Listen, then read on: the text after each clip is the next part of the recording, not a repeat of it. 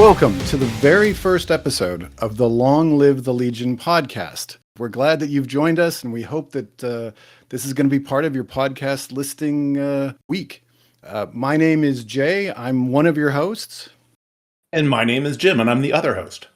We have come together, and we're going to talk about the Legion of Superheroes. So let's get started. We're going to introduce ourselves, let you know who we are, let you know kind of what we bring to this podcast. So, as I mentioned, my name's Jay. I've been writing Legion reviews for a little over a year now. I've been writing them on Reddit, and I write them now on my own blog. And I've been writing internet comic reviews and columns since the early 2000s. I don't know if anybody remembers this really old website called xworldcomics.com. Doesn't exist anymore. I was reviewing X-Men comics back in the probably like 2000, 2001.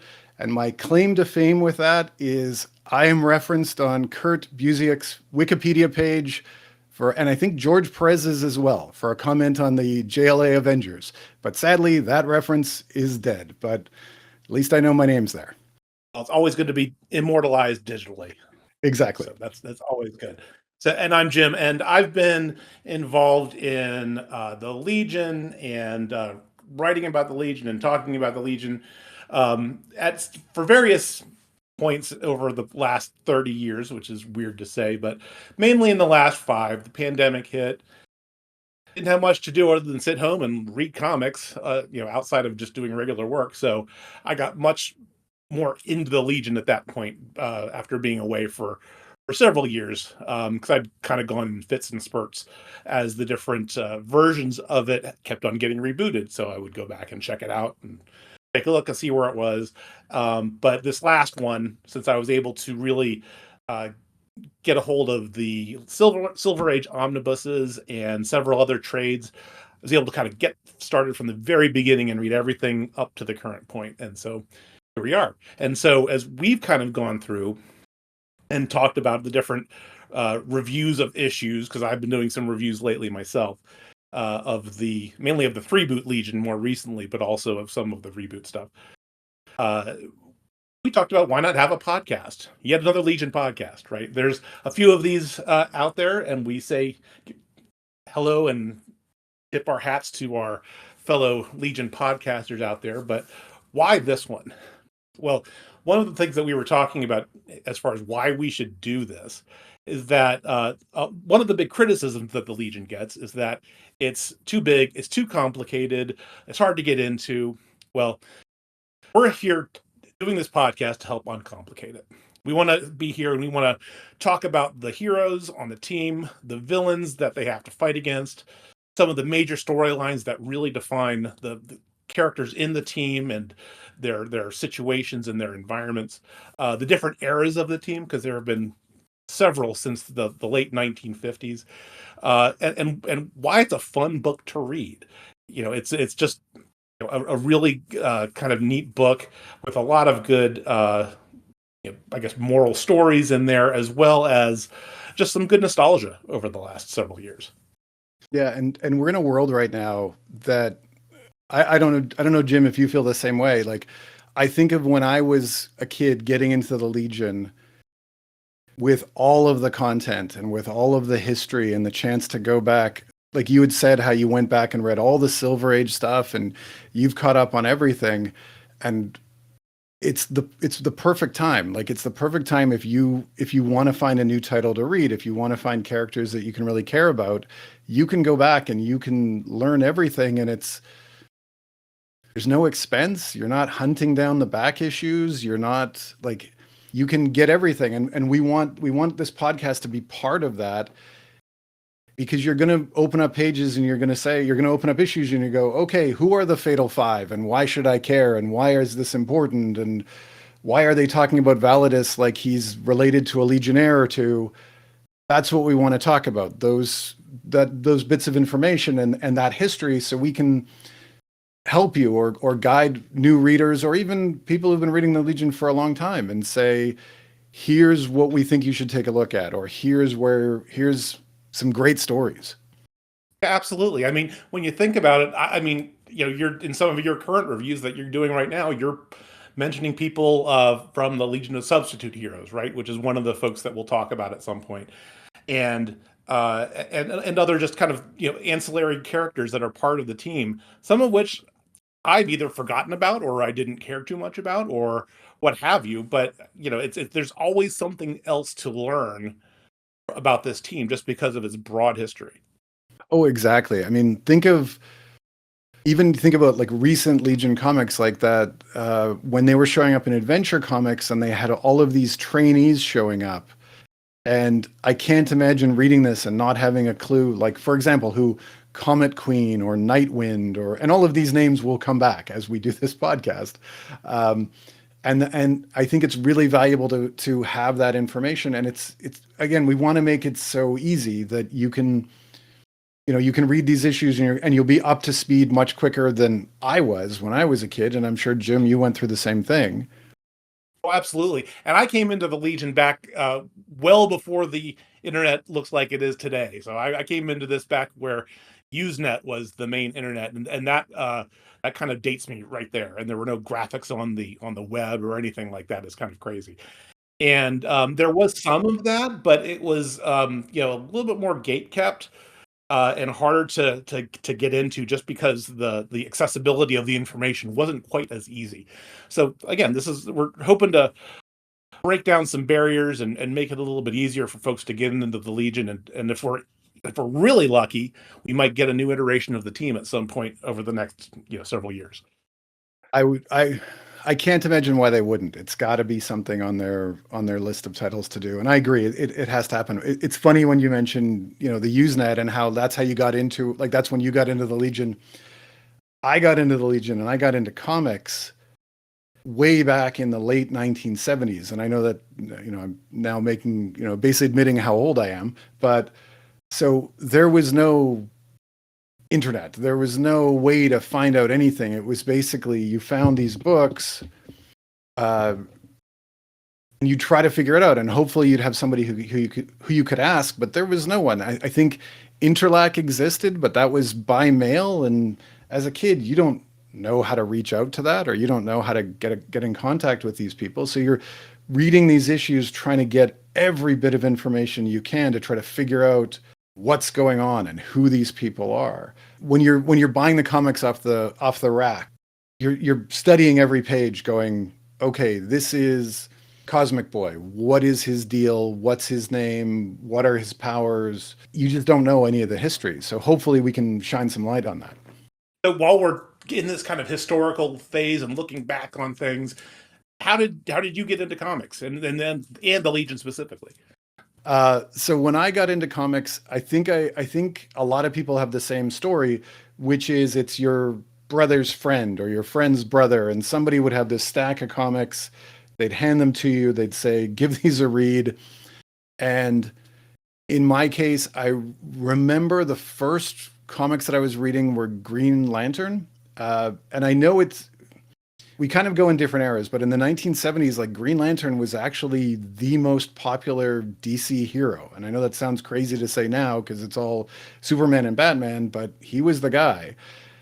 And as a kid who grew up with Star Wars and Star Trek, you get that science fiction element, and it was just like amazing for me.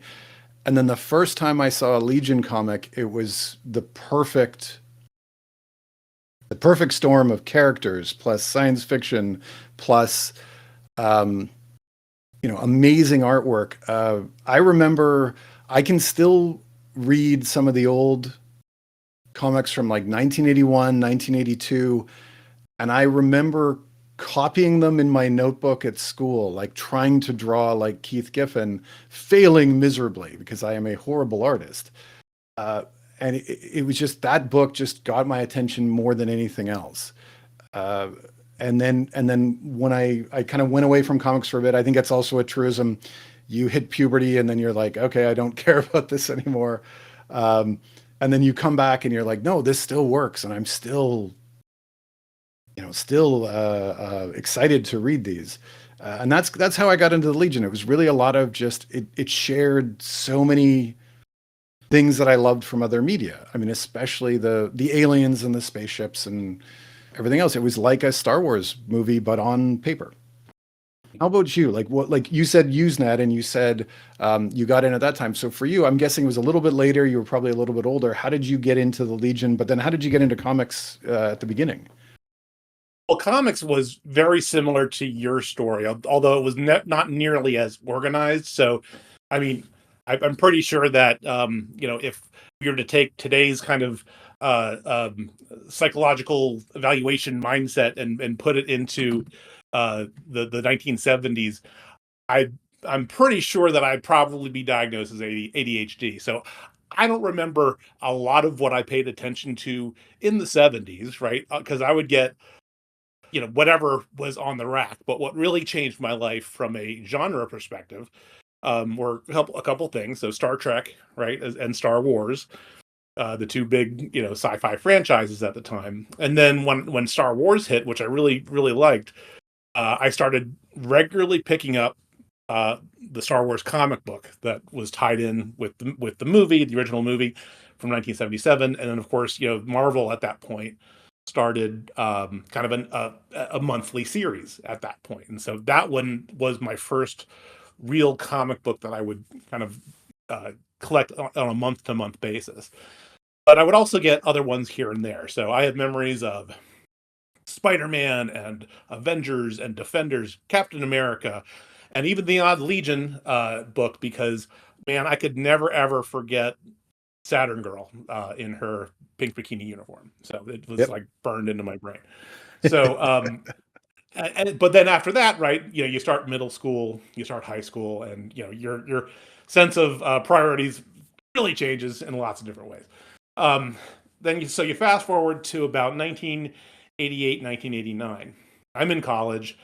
The Batman Tim Burton movie hits, and the world goes crazy, and I get back into comics. And so at that point, I get back into it in a serious way, right? So I'm reading pretty much the entire Bat family of comics. So Batman, Detective, Legends of the Dark Knight, eventually Robin when that became its own series with Tim Drake.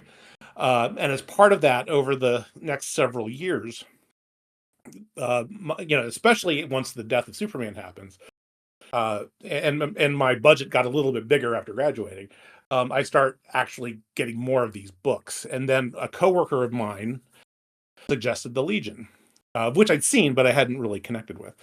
And at this point, this is a few issues into the post Zero Hour reboot, and I read it and I loved it for exactly what you were mentioning. Right, it was like the synthesis of DC Comics in the world of DC and Star Wars / Star Trek, right? And it didn't hurt that the people writing and drawing the book at the time were also fans of all those things too. So, um, between the art and the stories and most of all the characters, I really got into it in a big way, and then discovered the kind of the rich history behind the whole thing, and and then going back just a couple of years because Zero Hour was fairly recent at the time, understanding what was going on there. And this is actually where Usenet was kind of a big help at the time because uh, I had no idea about half of this stuff. And even from the folks posting on Usenet, I could only understand about half of what they were talking about because a good Yep. chunk of them were referencing stories from the late 60s and the 70s. And, in addition to the 80s, where I could start picking up some of these books. But yeah, and then from there, it's been kind of ongoing. And then, like I said earlier, it's been off and on based on life situation and whatnot. But for the last 5 years or so, it's been pretty much on.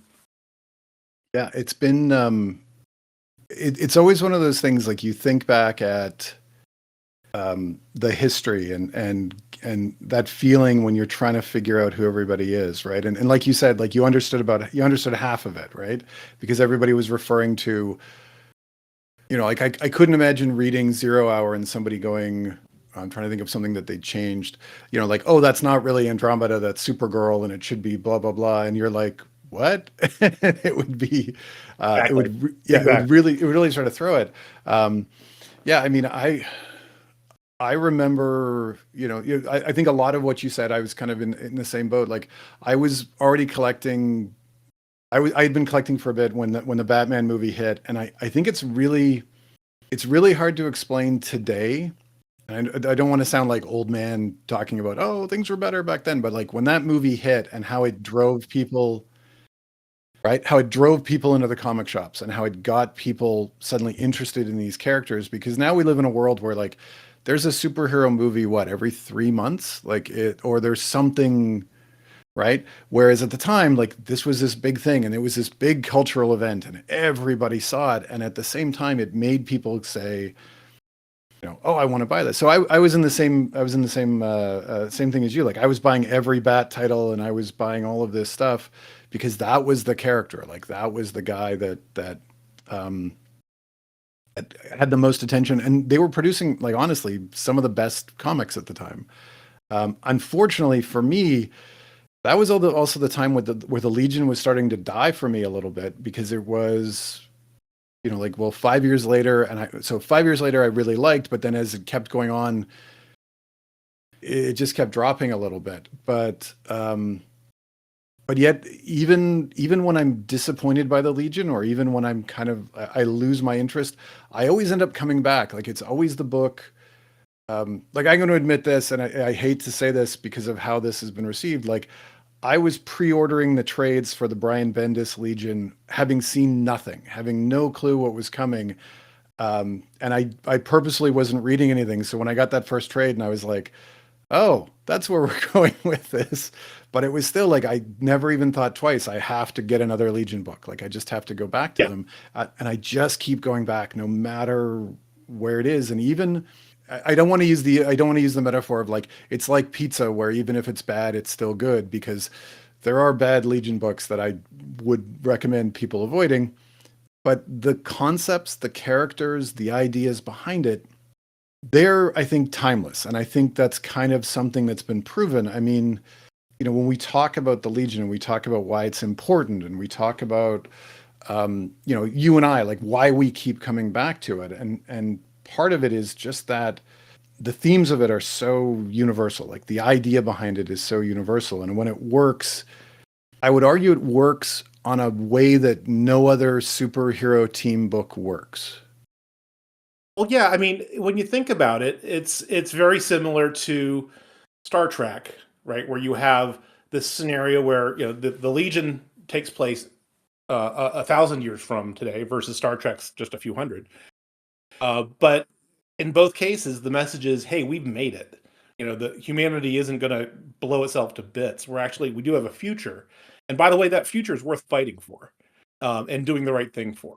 And and to me personally, this is a message that really very much appeals to me, and this is why one of the reasons that I love the book and the team and the universe so much. Yeah, it's, and I think it's a testament to how well it works. Like you think about how long they've been running. Like the Legion started in 1958 as a complete throwaway. Like I don't think anybody thought they were going to appear again, but the fans just said, nope, bring them back, bring them back. And every single time they came back, especially in the Silver Age stories, everybody just loved it. I mean, in the 1960s, it was cutting edge science fiction. It was cutting edge positivity. It was the world is a better place 1,000 years from now, which I think in the 1960s, especially with all the chaos that was going on, they really needed to read that. And so it might be one of those sort of, it's like you say, it's that Star Trek feel of like, I know the things are going to get better. Optimism. Yeah. Yeah, and not only that, but back in the Silver Age, they kept on adding new members. It seemed like every couple of issues, so it actually grew into a fairly large team fairly rapidly. Oh yeah. I mean, it's so funny rereading those, and it is almost every issue of the first, I'd say like 30. They're just like, hey, here's this person. Hey, here's this person. And you can tell, and I don't mean this to sound bad, that in some cases they spent like 10 minutes going, all right, we're going to have a guy who eats whatever he can eat. Let's call him Matter Eater Lad. Yep, go. And they just threw it out there. For some people, they're like, well, that's a dumb name or it's a dumb power. But it's also the idea of like, here's this guy who he's not flying around, he's not blowing stuff up, he's helping. And he's helping with what he can do. even if it's not like even if it's not like Green Lantern, who's almost indestructible aside from one color, it's this guy. It's, yeah, I can chew on lead. Like that's right. But yet Or Chuck and yet, Tate, right? Bouncing oh yeah, boy, yeah, who was the overweight kid, right? yeah. That a lot of us might have related to, and here he is, not only not only doing good and saving the day, but he ends up with a set of twins basically. So I mean, how can you go wrong there? I was going to say, like, if you wanted to talk about a character who is quite possibly the best wish fulfillment and I want to say like stereotypical comic book reader, you have Bouncing Boy, who's overweight, and in the original version, not the smartest guy in the world, basically For drank the sure. wrong thing at a sporting event, and suddenly has superpowers, and ends up kind of being and ends up being like a really key member of the Legion in the Silver Age, and yeah, ends up marrying Duodamsel. Like it's almost like the ultimate wish fulfillment for a kid sitting at home reading comics. I mean, I yeah, think I've never. Let's put it this way: I've drank plenty of the wrong things at sporting events, and nothing like that has ever happened to me. So, just, yeah, that's never I'm happened. very sad about that one too. So it's like, well, it's like if I let this bug bite me, am I gonna will I get this? Nope, that didn't work. And all those things as a kid where you think it's a smart idea, and then you go, oh no, wait, that's gonna hurt. Um, yeah, I mean it's one of it's why the Legion is so important, right? It's the perfect book for it's the perfect book. I think I don't want to say it's the perfect book for a new reader, but I think it's the perfect book for any reader because you're going to find some character in there that you can relate to, right? Like it's like you Absolutely. said, like there's 22 normally there's 22 members of the team, and that's not counting retired members and villains. And again, I'll go back to what we talked about at the beginning. This is one of the reasons why we wanted to do this podcast, because I get how you open up one of these books and there's this double page spread of these 22 people and you're like, what, who? um, but the cool part about that is that you're going to relate to one of them, right? Like one of these characters are going to speak to you in whatever voice. So like in your case, like your favorite is Shrinking Violet, correct? That hasn't changed. That has not changed. Right, my favorite is Wildfire. I don't think I could explain why. It's just this character clicked to me when I started reading, and you're gonna find somebody. There's gonna be somebody there where you're gonna say, like, "Oh yeah, I get Cosmic Boy," or I get. I don't think anybody gets Colossal Boy, but I'll defend him. But I know a lot of people just think he's boring. Um, and I think that's why they work. I think another part for why the Legion is important and why I think we need to talk about it and why people should support it is it's such a key part of Superman. Absolutely. It's this key part of Superman's mythos and character and I think personality. And I think when they split that up, Superman lost something. No, 100%. Yeah, and I agree with you. And I guess even though when I mentioned the Legion was a recommendation on a friend, I mean I'm pretty sure it was through Superman that I kind of learned about the Legion, back in the 80s, 90s, right? Yeah. And I think it's really important. Like you said, I think he is kind of one of the foundational pillars of DC Comics, and in order to really understand Superman, I mean, you have to understand his origin from a Superboy perspective as part of the Legion. Yeah. And I think it shows I think it shows how important Superman is in the world, and I think by having the Legion exist, it forces writers to keep Superman true to who he is and true to what kind of personality he's got. Like I'll put it to you this way, like, and again, I'm going to do a Zack Snyder hack, and I apologize. I'll apologize in advance. Like watching those movies, I was like, the Legion can never be part of this because they're going to break it. Because the Legion is optimism and the Legion is helping and the Legion is positivity. And I never got that sense. Whereas just from the James Gunn trailer, I'm watching this going, yeah, the Legion fits into this world. Yeah, crypto's there. Yeah. Now, again, I will say this: as much as I'd love to see a Legion of Superheroes movie, it's what $400 million to get them made, so I don't think it's going Oh to yeah. happen. But it's good. Okay. Is there anything else you can think of, like why the Legion is important, or anything else you think the listeners need to know? No, I think we covered a lot of it, and we don't want to give it all away once we start actually, talking about the specifics Exactly. because there's lots of goodness. We're going to be revisiting this topic, I guess, probably every time we have a meeting here. Exactly. And that was the thing. So hopefully from the last, for the last half an hour, it's kind of giving you a sense of sort of where this podcast is going to go and how these conversations are going to go. So we're going to wrap up here. I think we've kind of covered everything that we wanted to cover today. And I think we've given everybody a great thing to listen to as they're driving to work or as they're on the treadmill. So just to prepare everybody for the next episode, which is going to come in a couple of weeks, we're going to do a bi-weekly schedule. We're going to actually focus on one storyline from Volume 3 of the Legion. Now, Volume 3, which is also called the Baxter Legion because of the paper that the book was printed in. We're going to look at issues 32 to 35, and the story is called The Universal Project. Or Universo, sorry, I don't know if I pronounced that wrong. Paul Evans is your writer, and he's kind of the most important is the wrong way to put it. He's the person who's written the most Legion stories. The art is Greg LaRocque. Mike DiCarlo's on inks. It's a four-parter of basically four members of the Legion who are fighting against one of their biggest villains. So we're going to talk about the story. We're going to talk about why it's important. We're going to talk about how it works, how it doesn't work. We're not going to break it down to each issue. We're just going to talk about it as a story, as the whole thing. Can't wait. Okay, perfect. So for those of you who want to reach out to us, if you have any suggestions, if you have any ideas, if you have anything you'd like to see us talk about, our email address is longlivethelegion2025@gmail.com. Jim, can you tell us where they can find you on the internet? Oh, for sure. So, if you want to get me on the Blue Sky, I am. Actually, what is my address? Because they changed these things a little bit. So I'm at jimbofett.bsky.social.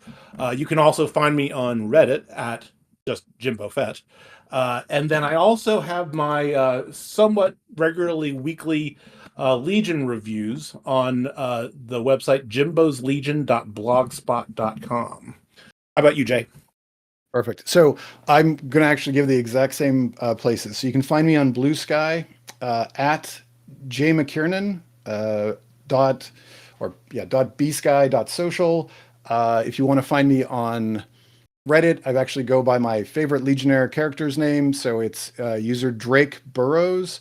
And then I have a weekly column that I have as well, and it is at jmlonglivethelegion.blogspot.com. And we'll put all of those links underneath the site if you want to check those out.